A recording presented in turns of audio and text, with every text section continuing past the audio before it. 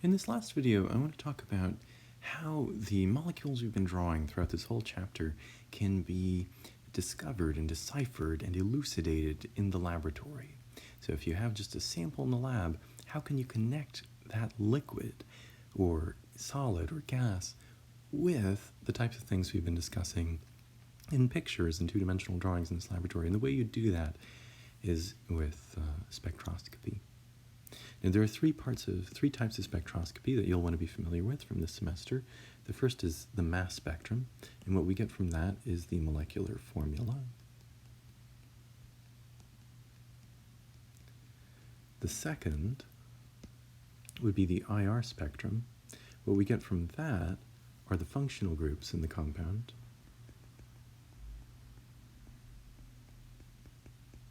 And the last one is the Nmr spectrum. Now, there are two types. There's the proton NMR and the carbon-13 NMR that we learned. Of course, there are more types, and so long as you have an odd number of nucleons, an odd number of either protons or neutrons in the nucleus, the nucleus can be flipped in a magnetic field, and you can get NMR. So there's NMR, for example, for phosphorus, for nitrogen, but in our class, we've mostly looked at it for hydrogen and just a tiny, tiny bit for carbon. What you get from the NMR spectra is how atoms fit together. Now, all of these pieces of information will complement each other. Let's start, if you read them correctly. So let's start with the mass spectrum. What you do is compare the M+1 ion peak with the molecular ion peak. Whatever percentage this is of the molecular ion peak, divide that by 1.1. So here it's 3.3.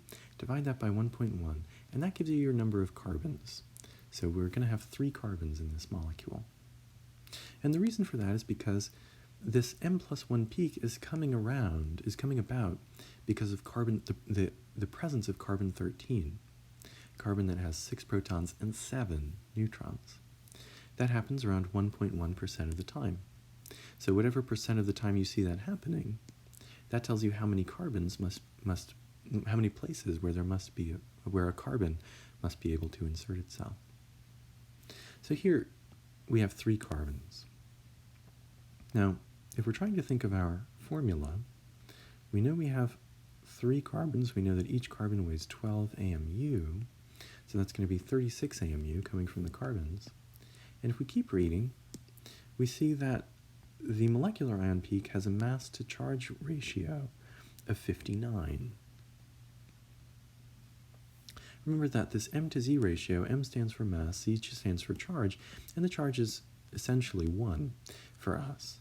Higher charges create ions that decompose more often, so this is usually 1. For our purposes, it's always 1, so that the M to Z ratio is really just the mass, so 59. Now, one thing to notice here is if the M to Z ratio is ever odd, then you have an odd number of nitrogens. So if we tried to fill the rest of this in we're just trying to come up with a plausible molecular formula. If we try to fill in the rest with the most common element in the universe, hydrogen, also the simplest element in the periodic table, we would need 23. We would need 23 hydrogens to get to 59. There's no way to fit 23 hydrogens on 3 carbons. So we must have another element in addition to the hydrogens. Now, usually we would think oxygen, but because the M to Z ratio is an odd number, you'll think nitrogens. So let's try 1 nitrogen. If we have 1 nitrogen, each nitrogen weighs 14 AMU, so that would be 14. These two together would be 50, so we would only need 9 hydrogens to add up to 59. Now, we can fit 9 hydrogens on 1 nitrogen and 3 carbons. So this is our molecular formula. Our molecular formula is going to be C3H9N.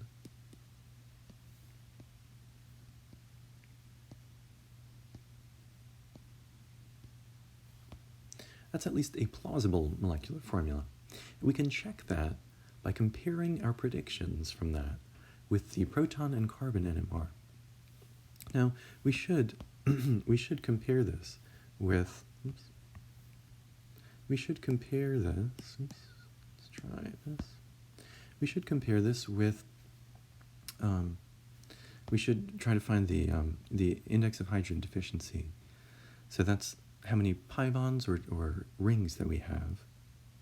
And here, the formula for that is 1/2 times 2 times the number of carbons plus 2, and then plus the number of nitrogens minus the number of halogens minus the number of hydrogens. So here, that's going to be 1/2, 2 times 3 plus 2 plus 1 minus 0 minus 9. So that's going to be 1/2. Here's 6 plus 2 is 8 plus 1 minus 9. That's 9 minus 9. That's 0. So we don't have any pi bonds and we don't have any rings. That's useful to know. And there we have it, squeezed all the information we can out of the mass spectrum. We've gotten a plausible molecular formula. So now we can go to the IR spectrum and think about what functional groups are in this compound.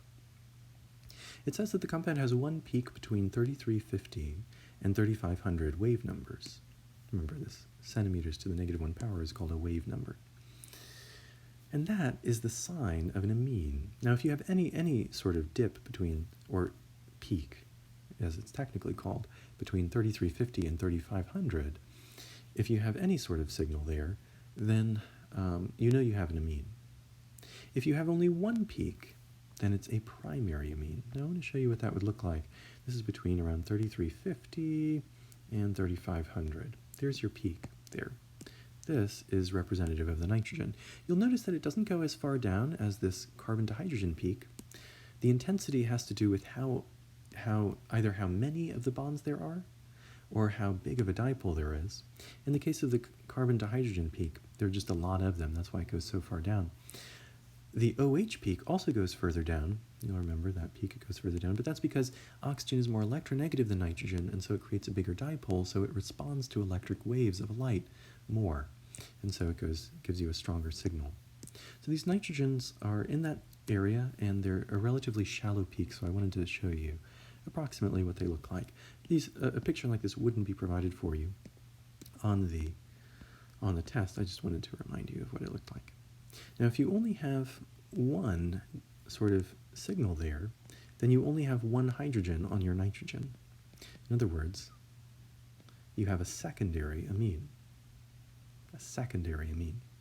Compare that with an alternative.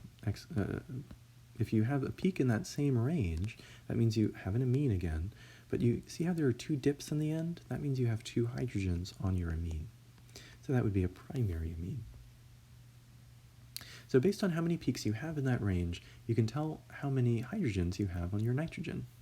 And here they say we have one peak. That means we have only one hydrogen on our nitrogen. So this is what we get from the IR spectrum.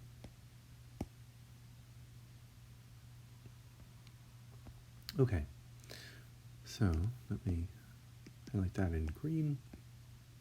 That's what we get from the IR spectrum. And so far it agrees pretty well. We know we have a nitrogen, or we predicted a nitrogen from our mass spectrum, and the IR spectrum is agreeing with that. Okay, now let's think about the NMR. First, the hydrogen NMR. It says, after the compound is dissolved in D2O, and let's take a second to unpack that. D stands for deuterium. It's an isotope of hydrogen. If you remember, isotopes are atoms that have the same number of protons, so electrically they behave the same way, but they have different numbers of neutrons. So anything that's unique to the nucleus will be a little bit different. So hydrogen just has one proton, deuterium has a proton and a neutron on it. Otherwise, it's exactly the same. Because the nucleus is different, deuterium absorbs radio waves of different energy. It takes a different energy to flip those radio waves in an external magnetic field. And so the signals for deuterium won't show up in the range where the signals for hydrogen show up. And that's why almost all of the solvents you ever use when you're trying to do an NMR spectrum, you'll take whatever molecule you're interested in, and you'll put it in a deuterated solvent. That's a solvent where all the hydrogens have been replaced with deuterium. So these deuteriums won't absorb the radio waves. They won't interfere with your NMR spectrum. And so you could have something like D2O, that's deuterated water. It's especially important to use a deuterated solvent when you're analyzing an amine, because the hydrogens of the amine are flipped in the NMR spectrum, but they create these broad signals that sort of interfere with your other signals. When you put them into D2O, the lone pair attacks one of the deuteriums, sort of does a deuterium transfer instead of a proton transfer, so that you'd have this, and then the lone pair that's left on that can act as a base and attack one of the hydrogens. So that ultimately what you achieve is replacing the hydrogen on your amine with a deuterium. Now there are so many more deuterated water molecules in your solution than there are amines that over time all of your amines lose their hydrogens and get deuteriums instead. And there is a little bit protonated water, hydrogen water, in your solution, but it's so small compared to the trillions of deuterated water that you have in there. So it's important to use this deuterated solvent so that especially when you think you have an amine, so that the hydrogens of the amine don't interfere with the signals of the hydrogens from the carbon chain.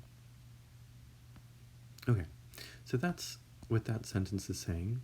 It says, after the compound is dissolved in D2O, and so the hydrogen of the amine will no longer show up, the proton NMR spectrum of the compound has a singlet. Now here, the chemical shifts are a little messed up in amines because the nitrogen is pulling electrons away from the carbons and de-shielding them. So they feel the external magnetic field more, and it's harder to flip the nuclei. So the numbers end up getting bigger than they normally would be. So the chemical shifts when you're looking at these amines aren't very reliable if you're using the numbers that we've learned so far in this class. But what is reliable is the integration and the splitting. If you have a singlet with 3 hydrogens, that's strongly suggestive of a methyl group.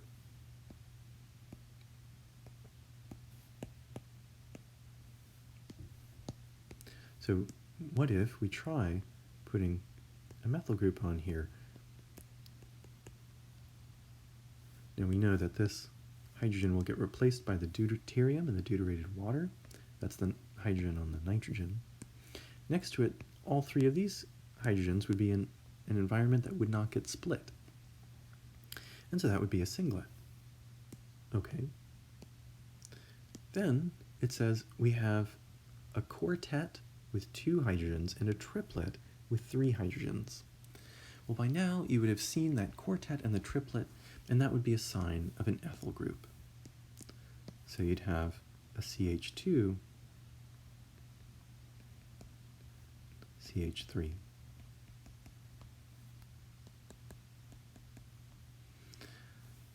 These 2 hydrogens here are next to 3 hydrogens. Oops.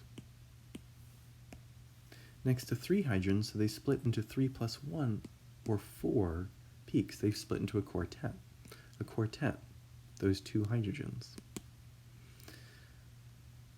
Likewise, these 3 hydrogens are next to 2, so they'd split into 2 plus 1, or a triplet, and so you'd have a triplet with 3 hydrogens. So a triplet and a quartet, that's a strong sign of an ethyl group. We can confirm our structure and notice that this agrees with the IR spectrum, because the IR spectrum said we'd have a secondary amine, only 1 hydrogen on the amine. We can confirm that with the carbon-13 Nmr spectrum. It says it has 3 peaks. That means we have carbons in 3 unique electronic environments. We have one in just a lone methyl group attached to the nitrogen. We have a second in a CH2 group attached to the nitrogen, and we have a third in a CH3 group beta to the nitrogen. So overall, based on all of the information, all of the types of spectroscopy, it seems that we have methyl ethyl amine.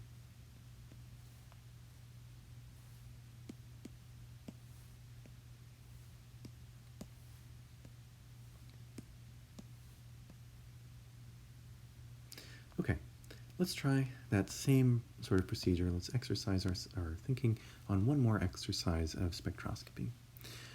So it says the mass spectrum, and we're going to get the molecular formula from this, of a compound has an M+1 ratio that's 3.3% is high. Well, remember, take that percentage, divide it by the probability of having a carbon-13, 1.1, and that gives you the places where number of places where you're likely to have a carbon. So here we're likely to have 3 carbons. Further, we know that the molecular ion peak has a mass of 59. So wait, we know we have carbon. We have 3 of them. Each carbon weighs 12, so that's 36. We know that the mass overall has to add up to 59, and what would stand out about that is that it's an odd number.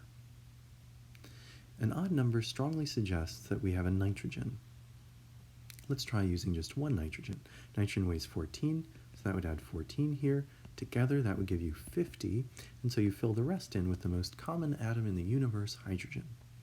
So we would need 9 hydrogens, because each weighs 1, to get us up to 59. So that's the same thinking that we went through in the previous exercise. So a plausible molecular formula would be C3H9N.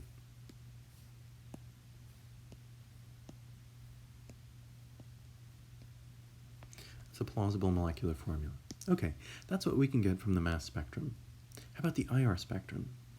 It says that the IR spectrum of the same compound has 2 peaks between 3350 and 3500. That was like what we saw down here. 2 little peaks between 3350 and 3500. It's not very far down because the dipole is smaller than with oxygen. And the fact that we have 2 peaks at the end means that we have 2 hydrogens on our nitrogen. So the fact that we have a peak at all in that range is a sign that we have an amine. So that's agreeing with the mass spectrum data.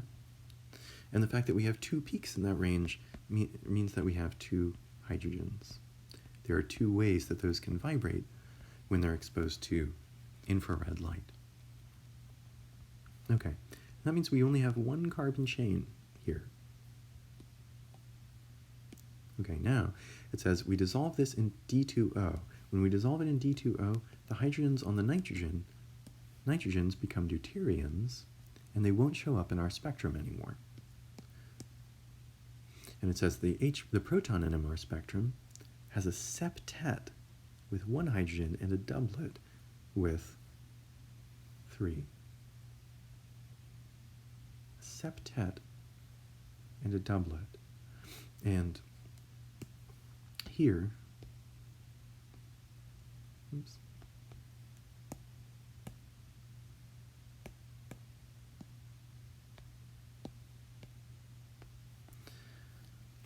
a septet and a doublet. This actually is a typo. This should say 6. So if it says 3 on your homework sheet, please correct that. Make that 6. So what that is a septet and a doublet. That is the sign of an isopropyl group. Because if you have an isopropyl group, then you have 1 hydrogen here and 6 hydrogens next door to it.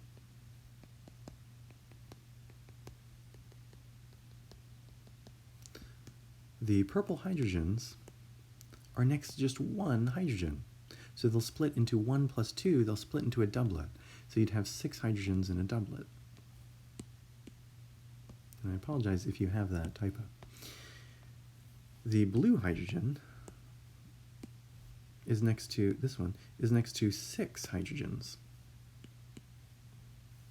And so it would split into 6 plus 1, or 7 peaks. That would be a septet, so 1 hydrogen in a septet. And so we have that isopropyl group there. Now we can corroborate that with the carbon-13 Nmr spectrum, which says that we have 2 peaks. That's carbons in 2 different electronic environments. That's this 1 carbon here, and notice that the other 2 carbons are in the same environment because of symmetry.